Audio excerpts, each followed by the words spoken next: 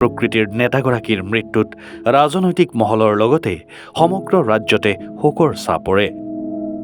দল মত নিৰ্বিশেষে বিভিন্নজনে শোক প্ৰকাশ কৰে বৰৰ মৃত্যুত। নমস্কাৰ। আৰম্ভণিতে আমি সকলোৱে গমেই পাইছোঁ অসমৰ ৰাজনীতিৰ এগৰাকী মহিয়সী পুৰুষ, সহজ সৰল জীৱন যাপন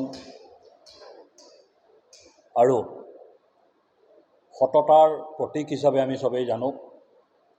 অসম আন্দোলনৰ অগ্ৰণী নেতা, অসম গণ পৰিষদ দলৰ অন্যতম প্ৰতিষ্ঠাপক, ৰাজ্যখনৰ প্ৰাক্তন ৰাজহ মন্ত্ৰী, শিক্ষামন্ত্ৰী, অসম গণ পৰিষদ দলৰ প্ৰাক্তন সভাপতি, ৰঙিয়াৰ প্ৰাক্তন বিধায়ক, আমাৰ সকলোৰে আদৰৰ শ্ৰদ্ধাৰ থানেশ্বৰ বড়ো ছাৰৰ ইতিমধ্যে পৰলোক প্ৰাপ্তি ঘটিছে। ছাৰৰ মৃত্যুত দলৰ তৰফৰ পৰা আমি শোক প্ৰকাশ কৰিছোঁ। তেওঁৰ বিদেহী আত্মাৰ সৎগতিৰ কাৰণে আমি প্ৰাৰ্থনা জনাইছোঁ আৰু অনাগত দিনত ছাৰৰ আদৰ্শই আমাৰ সকলো নতুন প্ৰজন্মৰ যিসকল লোক আমি আছোঁ ৰাজনীতিত, আমাক যাতে অনুপ্ৰাণিত কৰি ৰাখে তাৰ আশা কৰিছোঁ। প্ৰথমে বিধানসভা চৌহদত নেতাগৰাকীক শ্ৰদ্ধা নিবেদনৰ পিছত গৃহ সমষ্টি ৰঙিয়ালৈ নিয়া হয় বৰৰ নশ্বৰ দেহ। ৰঙিয়াৰ তিনিবাৰৰ বিধায়কগৰাকীক শ্ৰদ্ধা নিবেদন কৰে অসংখ্যজনে।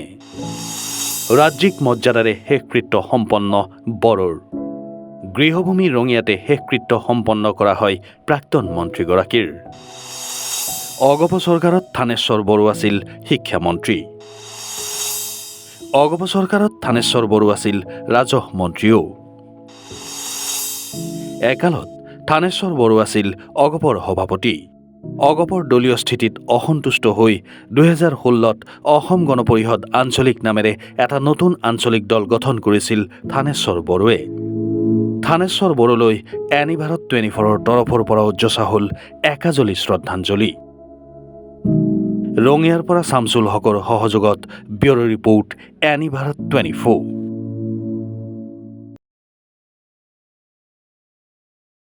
ৰঙাপাৰাবাসীৰ বাবে সুখবৰ। আপুনিও যদি দুচকীয়া বাহন ল'ব বিচাৰিছে তেন্তে এতিয়াৰে পৰা চিন্তাৰ কোনো প্ৰয়োজন নাই। আপুনিও আহিব পাৰে DBP এছ'চিয়েটলৈ, বাজাজ টু হুইলাৰ ডিলাৰ। আমাৰ ঠিকনা ৱাৰ্ড নং 8 ঠাকুৰবাৰী ৰোড, ডাকঘৰ, ৰঙাপাৰা, জিলা শোণিতপুৰ, অসম। আমাৰ যোগাযোগ নম্বৰ হৈছে 9435707133। আন এটি নম্বৰ হৈছে 9707967285।